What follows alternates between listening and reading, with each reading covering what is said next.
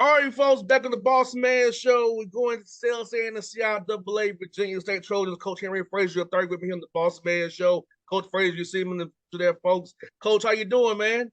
Doing well, doing well. How you doing? Thanks for having me. Doing great, Coach. Doing great. Glad talking to you as well, man. Coach, may I ask you, man, this is second full year going to your second season here.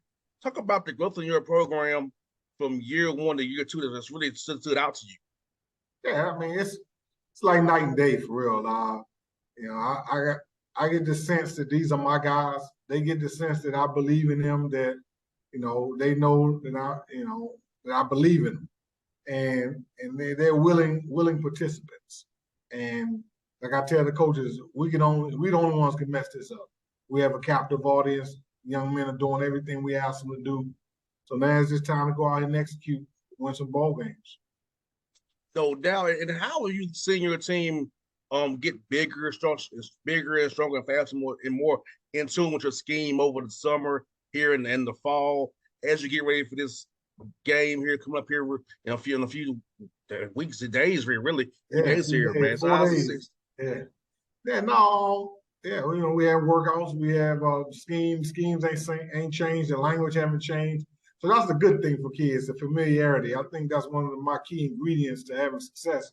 Just keeping things very consistent, and they're willing. We did revamp the ball club, so to speak. We brought 115 kids to training camp, and out of that 115, maybe 65 are new faces. So more than half of the guys are new, but the guys that we were able to keep, they're committed 100%, and they are our leaders. We're excited. And coach, let me ask you this: with the COVID year and the transfer portal, well, have you able to get better high school guys that what you used to not get because they kind of been squeezed with the new landscape? They kind of been squeezed. So you're able to get some better high school guys for your roster, man. No question. We brought 38 high school kids in this year because I know they getting some of these kids we wouldn't have normally have gotten. So a lot of people go for the quick fix, get the transfers, get the kids with the COVID years. And we have a few of those as well. But my goal, and I told the coaches last offseason, we're going to sign 30 high school kids. And that's what we did. And we were able to get a few walk-ons late to come to training camp. Because that's how we're going to build a program that's going to sustain itself. So, the goal is to get those guys here. They enjoy themselves. They like the schemes. They like the coaches. And then when those teams that's trying to build their programs off of transfers, when they come start poaching, guys won't leave.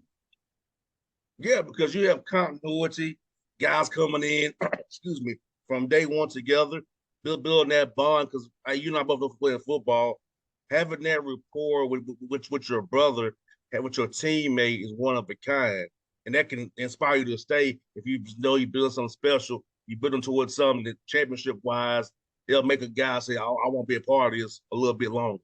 No question. I mean, take Willie Drew for example. I mean, Willie Drew has every NFL team has been through here, and at least 8 to 10 FBS schools, FCS schools were trying to get Willie to leave. Willie graduated. He could have left, but he was like, "Coach, I'm gonna stay." And Willie is going to be a draft pick next year. I mean, providing he don't get injured or anything. If he had the year he had last year, they're projecting him anywhere from 4 to 6 rounds. And he could have left. He could have left, but he said, "Coach, I'm gonna stay. I see something special brewing here, and I want to be a part of it." And coach, talk about this too for young high schools out here watching this interview and the young men this interview. What do you look for in a player to be part of your Trojan family, your Trojan team?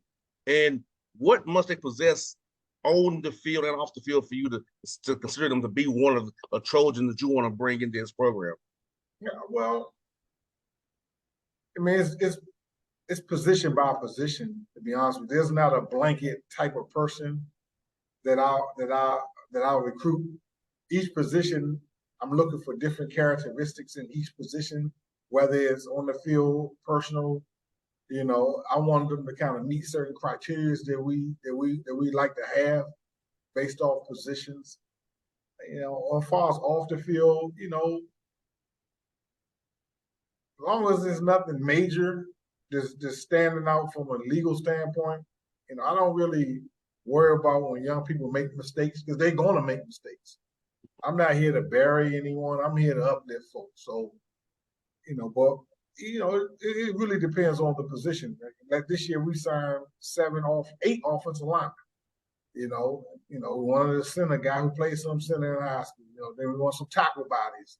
Some 6'4" or taller guys, and then we really wasn't looking for any interior guys because we got a lot of 6'1", 6'2", 6'3" linemen. They're not hard to find. So we was really strategic in what we're looking for. And as far as defensive backs, we signed 12 defensive backs. We were in one of the areas that we wanted. We was looking for some length. Because it'll start. I'm looking for a 6-foot corner. Everyone is. So you just outwork those guys, and you find guys that fit some of the stuff you want to do that you can convince them to come play for.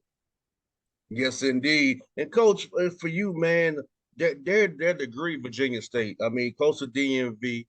Talk about the networking of possibilities for your young man using those degrees, get internships, because you and I both on football, stop sports eventually.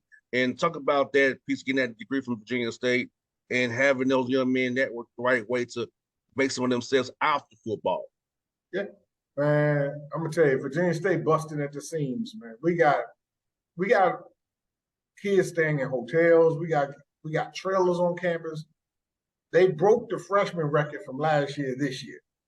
We have such a dynamic president, Dr. Abdullah, and he's doing marvelous things with the university that so many kids want to come here and be a part of it. And like you mentioned, the DMV is a couple hours north. You got, we got the Raleigh, Chapel Hill area, 2.5 hours this way. You have Norfolk, 2 hours another way. And then, of course, you got the capital city, Richmond, is 20 minutes up the road. So it's one of those places where, then you got the beach about 2.5 hours east.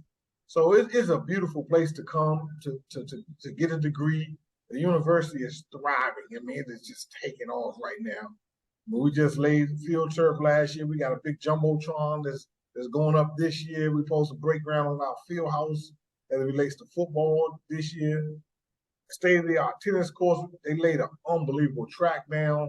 Our basketball arena is just, I don't think there's a better one in all of Division II, not just HBCUs. I'm definitely the best one in HBCUs because it's one of those things you partner with the city and they build this arena where they hold concerts and things like that, but they build it on your campus. And so we're doing unbelievable things at Virginia State. And then once you graduate and finish, you become a proud alum, and you'll be able to come back and visit and give money and be something that you're very proud of. Yes, indeed. And Coach, I love that. I know you all are known for the basketball team in South AA, but for listeners out here who all know you for basketball, talk about the football in CIAA. How even every road game, it's a tough out. You can't, no matter what the records are, throw them out the window. It's gonna be a battle that Saturday. Yeah, I like the parity in this conference. It was top heavy for a while with Bowie State. They won 3 in a row. If it wasn't COVID, they would have won it that year. And I'm not saying that because I was on staff up there, but they were loaded during the COVID year. And they won 3 in a row. And last year, Coach Wilson left, went to Morgan State. So Cal took over, but they're still a very talented team. Virginia Union got their footing with an alum as their head coach and Coach Parker. So Virginia State is always a formidable task up in the north. So you had those 3 teams been battling out for the north, but then you got Fayetteville who's been winning the south like 6 straight years. So, but I really firmly believe Shaw is ready to make some noise down there. Johnson C. Smith is one of those schools people better be paying attention to. So I think, from a parity standpoint, I think you're going to have 6, 7, maybe 8 teams that can win it this year. And Coach Frazier, I'm gonna ask you this question, man. What was your why to get into coaching, and when did you decide you wanted to get into coaching? I knew I wanted to coach when I was a little child, man. My mom used to have this electric football machine, and I would sit there and play that thing hours and hours every single day. We would have little leagues around all our guys, and and everybody in the neighborhood. So I always knew I wanted to coach. When I was in high school, my high school coach let me call plays. I was a quarterback in high school. So he knew it, and I was telling him I want to coach. He was like, well, you might want to go to college first. So I went to college because I wanted to be a coach. So, and I just happened to was pretty decent in football. I went to Bowie State, played quarterback there, won a championship. But I always knew I wanted to coach. And as soon as I finished playing in November, December, I was coaching running backs at Bowie State. So within a month after I finished playing, I was a position coach at college level. I was a head high school coach at 23 years old. So I was the head coach at Bowie State when I was 29. So now I'm 55. So I don't been around. I've been a head coach in the CIAA, the SWAC, and the MEAC. But I've always known I wanted to be a coach. I love strategizing against other folk. I love motivating young people or motivating my teammates. And it was a profession that I was drawn to from my high school coach, Coach Ralph Payton. God rest his soul. I wanted to be like Coach Payton, man. I always wanted to be like him. I wanted to do everything that he did. I became a PE teacher and a coach just like he did. I did my student teaching under him when I wanted, it was everything about that man. And I couldn't have found a more better role model. And that's why I know I'm a role model. So I know these kids are watching everything I do, and I may look like I'm all crazy on the sideline, but it's a controlled, chaotic situation. I know what I'm doing. And I know these young people are watching me, but the best profession I could ever be is a coach, man. And I still get chills when I hear people say, hey, coach, you talking to me? Man, this is awesome. And I don't take this responsibility lightly at all. Well, Coach, you don't look 55 years old, Coach. I swear to you, don't. You don't look 85 at all, Coach. I would thought you were in your 40s, man. I appreciate it. Yeah, I'm double nickel, man. Double nickel, man. I'm in the fourth quarter, Jack. I'm in the fourth quarter, man. I hear that, Coach. Let me ask you this. How cool is it for you seeing guys you coached and who call you and say, hey, Coach, I appreciate you for what you did for me, giving me this knowledge or and showing shit to their kids, their weddings, their businesses they open. How cool is it to see young men you recruited and help mold and rear be successful as they move towards your age now and being an adult, being a responsible husband and a human being now? That's probably one of the most rewarding things you can get as a coach. We did a survey a few years ago on social media. Some of the guys that I coach, their coach played for me and coached for me. And we counted 73 kids that's in coaching. Wow. So we had them respond. I did a little post. And I said, and some of them we knew, so we were just writing them down. We ended up with and this was like 4 or 5 years ago. So there might be some more. But it was 73 kids that I coached that went into coaching. And I thought that was pretty cool. And then they'll hit me up and they'll tell anybody that ever played for me with, this is a speech. You just said it. I'll tell them all the time. Y'all gonna be best men in each other's wedding. Y'all gonna be godfathers to each other's children. These are things that are gonna happen. Then when I get on, I finally got on social media first of all. So then when I see wedding pictures, and I see teammates in the pictures and christenings and the godfathers of their college teammates, I was a high school coach for a few years. So when I see these things, man, it's like, and they like, Coach, you said this was gonna happen. I said, yeah, man, it's a beautiful thing. Man. This bond can last forever. If you go about it the right way. That's just being a man. That's just being a man, man. Your word is your bond. Don't lie to people. Don't steal from people. Just be respectful to people. If you do those things man to man, y'all could be friends forever, man. Men don't move certain ways, man. If you don't lie to me, you don't steal from me, you my guy. And you don't mess with my lady. If those things good, we can be friends till I die. Man, yeah, that is so true. That is so true. And you know what, Coach, I play at Tennessee State, so we gonna have homecomings and seeing everybody. And like you said, as long as you mess nobody, gal, we both be good.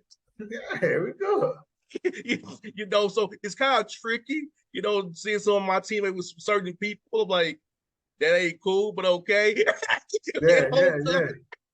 But I understand, man. talk about this HBCU coach, homecomings. No, HBCU football, man, HBCU world. I don't think no PWI does the way we do it for homecoming. How every year, something that day on the calendar, we are gonna be at our homecomings. No, you're coaching. You can't really go to Bowie State, but you're coaching. But we're gonna be at our homecoming. How Oh, is we a big playing Bowie conversation? for homecoming.